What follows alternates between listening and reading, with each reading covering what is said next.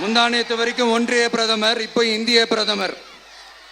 இப்படி மாத்தி மாத்தி பிளேட்டை மாத்தி மாத்தி பேசுறதுல நம்ம சிஎம் சார் ரொம்ப பிரில்லியன்ட்.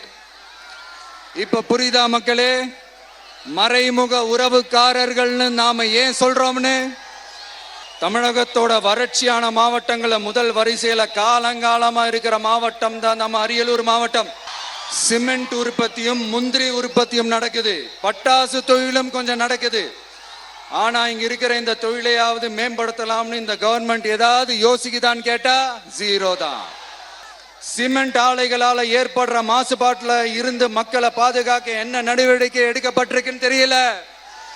யுனெஸ்கோவோட உலக மரபு சின்னமாக அறிவிக்கப்பட்ட கங்கை கொண்ட சோழபுரம் கோயிலை முறையாக பராமரிக்கணும்.